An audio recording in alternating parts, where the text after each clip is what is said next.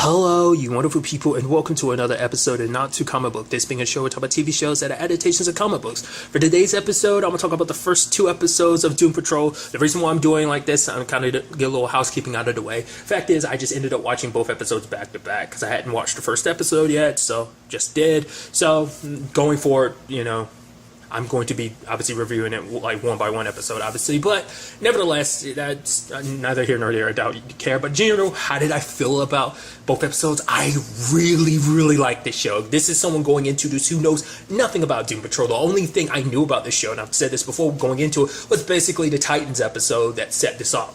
Which is interesting because it seems like they retconned quite a bit of that. But to be fair, I mean, maybe as the season progresses, we'll kind of see what they've kind of done with it. Because the way the chief talks about it, it's like, oh, people have come and gone, which I thought was kind of interesting. I was like, you're BSing, right? You're saying that just because you want to give them hope. But I mean, to be fair, Rita and Larry have most likely, obviously, they've been there a lot longer than Cliff has, so they would know if he was kind of lying about that. But to be fair, what the chief says to Cliff, that's probably between them. So even if they do know the truth, they probably wouldn't say anything just because they were like, oh, we trust the chief. He's doing what he needs to do to help you move forward. But nevertheless, do know that I'm probably going to be mixing up some of the stuff. I'm going to try and keep it kind of like, okay, all the stuff in the first, the series premiere and then all the stuff in the second episode, but I'll probably end up mix and matching. But in all honesty, it's actually sad when we kind of look into everyone's backstories, especially Cliff's. I did like they kind of subverted your expectations with this because it's like, oh, the crash and everything. And then you later on learn out, it's like, oh no, he just been suppressing his memories. The fact is he actually survived the crash and then finding out his wife was cheating on him, even though he was cheating too, which is like, got pissed and everything. And it's like, it's kind of sad because like he tried to make things right. It's like, I don't even know if you'll forgive me, but it seemed like his wife was giving him a second chance. It's like his daughter's there with him. It's like, yeah, we got this second chance, and just immediately that was taken from him, and that sucks. Because at the very least, the one thing that kept him going at first was the fact is like hey, like at least my daughter, at the very least, because at first it's kind of like my wife and daughter are out there, like they might not like me and accept me in this form, but hey, at the very least I can go out there and try and give it a chance. But then chief told him the truth about everything, which we later on learned, like, oh yeah, the whole thing about your daughter was a lie. Apparently she's been alive this entire time. It's like, but you could have told me. Maybe she wouldn't have accepted me, but you took that choice from me. So there's that, Larry's whole situation of like, oh yeah, being kind of the superstar pilot that he was, but also having this secret like affair that he was having, And I thought it was kind of interesting because I guess that is true to his character because obviously the narrator, which is Alan Tudyk, which is interesting. If you didn't know, I recently found out that basically they're making a Harley Quinn cartoon on DC Universe, and the fact is that he is voicing, the Joker, which I was like, oh, that's so interesting, you're doubling up on villains. I just thought that was kind of interesting. I think so. Also, Raul Coley, who was it? I'm blanking on it. It's going to piss me off, but I remember seeing his name up there. I was like, hey, Raul, that's so awesome. But nevertheless, I'm going off on the tangent, so I do apologize. But, I'm wondering, does he really feel like a monster? Because I guess for him, it's like, not only did I abandon my family, I'm with someone else, and probably around that time, being, gay probably wasn't acceptable. I mean, there's probably a good chunk of period in time where, sadly, that wasn't acceptable. So I'm wondering, is that another reason why he felt like he potentially was a monster? At least like how that. But I think it's also more so probably like that I abandoned my family. Like I made excuses to be away from my family. But now it's not. I'm a monster because not just because I've hurt one person, that being my family. I've also hurt this other person that was important to me too. So it's kind of sad. It's kind of interesting. I think even with the Titans thing, they had explained that he wasn't the Invisible Man or whatever, but I still went into it thinking like he was. It's like, no, he's just like there's this being inside of him, which that whole thing is kind of interesting. It seems like it has a free will of its own. It seems like later on, I mean, this is kind of in episode 2, but it seems like he does learn how to kind of control it a bit. Like, hey, like I can kind of choose when you decide to come out later on, but it's still something he has to work on because it just comes out whenever it feels like it kind of does its own thing. I'm wondering what it is because it doesn't seem like it necessarily talks. I mean, I'm sure in all this time, Larry's never actually tried to talk to it. But that's actually interesting because there's a lot of his backstory we still don't know because obviously the person we dived into the most was Cliff. And I think that's a nice way to kind of like use his origin story as a means of learning more about him. I thought it was kind of like more about the Doom Patrol essentially. I thought that was kind of a nice way to kind of segue into that, like him being our eyes into the Doom Patrol, so Rita's situation. And I guess in the long run, because I ended up looking up, I think her character's name is Plastic Girl, which is interesting because, you know, in the Flash there's Elongated Man. So, well, because I know there's Plastic Man and there is Elongated Man, which is interesting that those are two separate characters. I think I was under the impression that they were kind of the same person. It was like, no, they're two separate heroes. So that's kind of interesting. But I think, like, obviously that's very befitting of her situation, just because it's like, I mean, it's kind of interesting because their respective situations kind of reflect who they were. Just kind of like, I guess you can look at Cliff's situation, him being like a robot man now. It's kind of like a reflection of him as being like, I was a terrible man, essentially, so now I don't get to live as a man. And Larry, once again, maybe in his eyes, looked at himself like a monster, and now potentially he is one, you know, the argument. And, you know, Rita was a vain person, and now, like, you know, when she loses, like, doesn't focus, like, she gets stressed out, her body, like, liquefies into a blob and everything, and it just... And then we get introduced to Jane, which is super crazy. Like, and that's interesting too, because like we don't know much about her either. But it's like apparently she has 64 personalities. And once again, I'm all over the place. But I really like the fact is it's like the underground, the name for like her psyche of like the different. The networking system of all her different personalities, and each one has their own ability. I really like that personality that can literally turn words into weapons. I was like, what? It's like, I forgot what word she used, but it turned the word held against Cliff's neck, and then it transformed into a sword. I was like, that is sick. Like, that has to be one of the most powerful characters. I mean, to be fair, it's very uncontrollable and unpredictable. But there might be an actual set pattern to when the personalities come out, maybe. Like, right now it seems random, but, you know, but it does seem like the Chief did map out, like, all the different personalities and stuff like that. But it seems at the very least, what was her name? Katie seems to be the one personality that the other personalities is like, yeah, you don't, nobody wants to talk to her. She keeps to herself. She's like the deepest one. I guess like amongst all 64 personalities, like if you were to put layers and levels to it, she's at the very bottom of the underground, which is interesting. So, but it does also seem like they are setting up like a Cliff and Jane situation. Like, I thought it was kind of interesting, but she did kind of get pissed at him. It's like the fact of the matter, it's when he tried to make her peanut butter sandwich, it's like the peanut butter and jelly. It's like 3 of us are allergic to gluten. The other 12 are allergic to, I think like PB and J's, and we're not your daughter. And you know, maybe on some level he is kind of treating her like his daughter, you know, which is kind of sweet. But at the same time, there was a part of me that was wondering, like, is there another? I love it because like. He's like, yeah, so, you know, Hammerhead grabbed my junk, and she's like, yeah, we don't really, it seems like I said, it doesn't seem like any of her other personalities really communicate in general. They just definitely don't communicate with Katie, so I thought that was kind of interesting. So, I'm curious to see what they ended up doing with, like, Jane and Cliff's relationship. Is that going to be something like I thought it was? I mean, to be fair, he does know that his daughter's alive, but he's probably going to be reluctant to see her, especially after all this time, because just, you know, she's grown up, got a family of her own. At this point in time, she's probably an old lady potentially, so she might even have like grandkids, maybe even great grandkids for all we know. You know? Well, no. After all this time, she'd probably be a grandmother. She probably wouldn't be a great grandmother, because that was in the 80s when that happened, when she was a little girl. So I'd assume so. Hell, for all I know, she might just be a mom, for all I know. But nevertheless. But growing up kind of without your dad, thinking he's dead, the same night you lost your mom and your dad, and then potentially your dad comes back looking the way he does, so. But I thought it was kind of interesting when they did end up going out, and they're trying to, like, live normal lives, but they kind of, like, it adds this interesting parallel, because Jane and Cliff were all about going out, but you have Rita and Larry, because I think what creates the bond between them is because they're the ones to be like, no, like, because Rita's like, we're the ones that don't get involved. It's a situation of, I think, like, out of any of the group, they are the ones that feel the most like monsters, and I think that's what brought a connection between the two of them. So they don't want to, you know, because going out just is a reminder of who and what they are, so.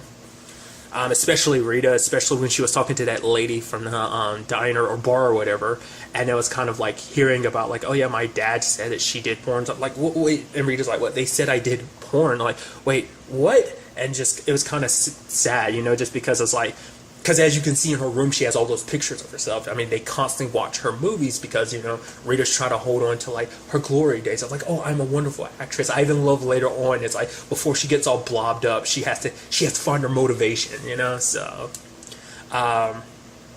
But But I also really like Alan Tudyk as Nobody, or is it Mr. Nobody? Either way, he's so good as a villain, which I'm kind of surprised by. I'm like, aren't you starting off with a pretty powerful ass villain that he's able to kind of he's super OP. He's not only can he break the fourth wall, it seems like he basically has reality abilities because he can shape the world however he wants. He literally clapped his hands and opened up a portal in the middle of that town and sucked everything up, and he created like an alternate reality inside of a donkey being the portal. It's like, wait, what?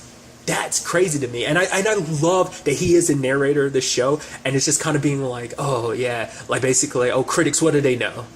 They're not gonna like this show. I'm like, I love it. It reminds me of Legends of Tomorrow, because it's like Legends of Tomorrow kind of shits on its heroes. This show really shits on its heroes. And I love that he's just like, oh, this group of zeros, and like when they went inside of the donkey, and like I said, that Rita had to kind of get all blobbish and stuff like that, and going deeper and deeper and stuff. And like I said, and she's like, okay, there's gonna be some ground rules. You're not gonna look at me when I do my thing. And I love it.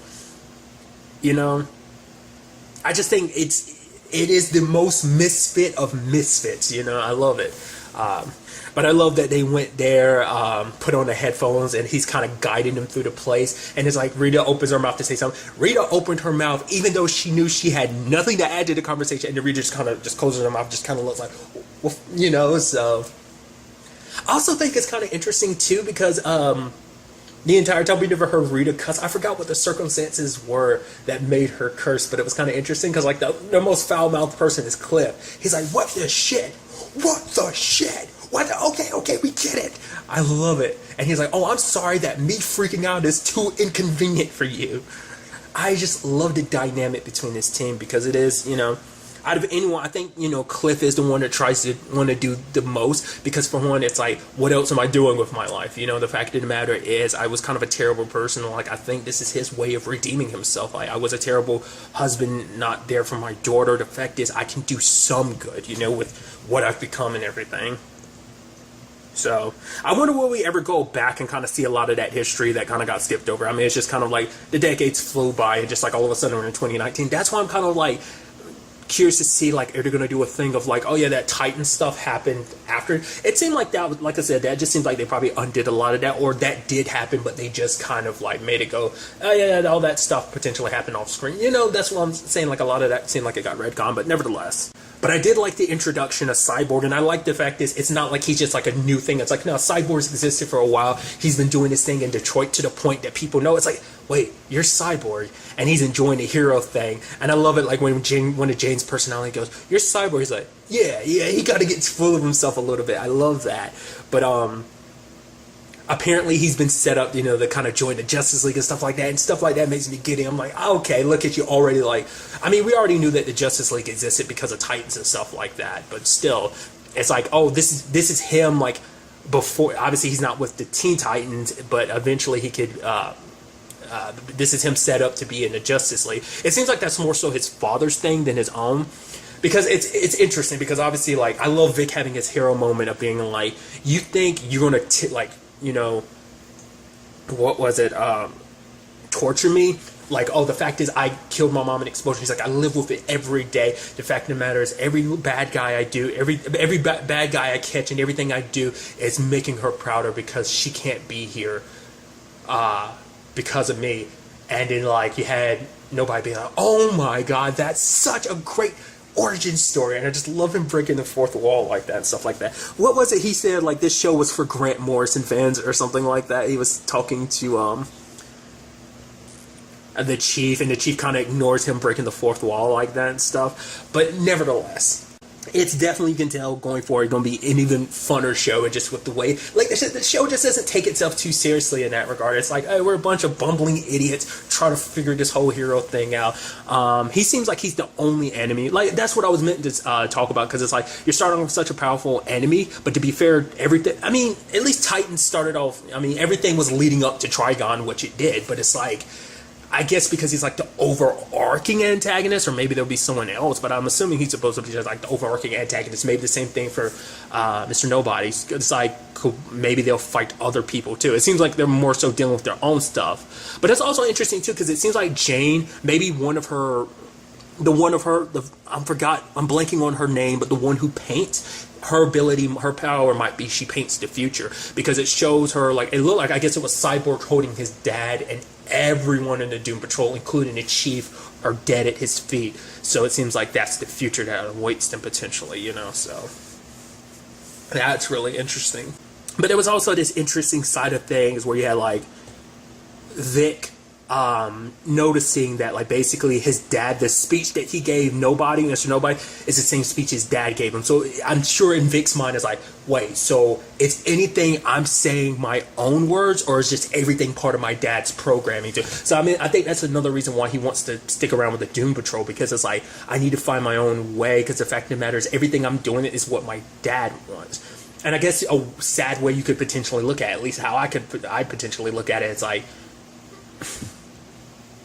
it's almost like, because you say that, it makes it seem like it's not even your own words. It's almost like your dad blames you for what happened, because, you know, Vic even talks about the fact that it is his fault, the explosion that left him as body damaged as it was, as well as like his mom dead. So I'm curious, like, what's going to happen with that relationship with his dad. Like I said, he says, I need a couple days to figure things out, but his dad is kind of like, oh yeah, this bright future ahead of you. Once again, wants him for bigger and greater things. I guess kind of making it so like, hey, all the sacrifices, your mom's death wouldn't be in vain if you're up here doing like some world level stuff with the Justice League and stuff like that. So it does make me wonder, will we ever see him cross over with the the Titans? I say in Teen Titans, but they kind of got their own squad, and I think it's kind of interesting because he's kind of like the veteran hero, because everyone else doesn't really know what the hell they're doing, but he's the one that's kind of got things the most figured out. He's been doing this. I mean, granted, he hasn't been going up against super, in this case, a super mega villain. He hasn't gone up against, as going up against a lot of street level people, but still. So that's interesting. Once again, Larry is trying to learn how to control his abilities. He's like telling the thing inside of him, it's like, we're going to set up some ground rules. So that's interesting.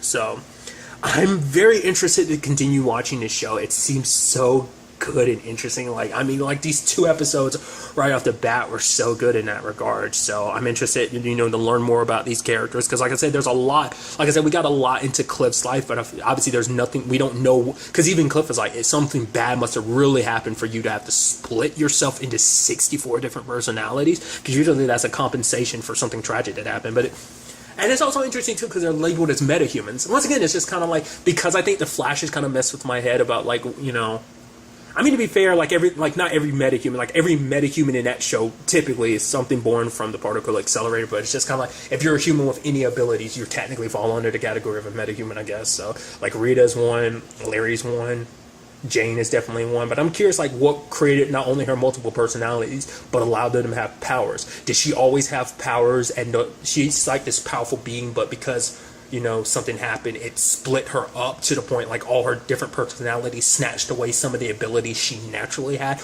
Or was it one thing that led to all these different personalities which had their own abilities? I have no idea. I'm interested to kind of find out. Once again, I don't know anything about the Doom Patrol comic book wise, so.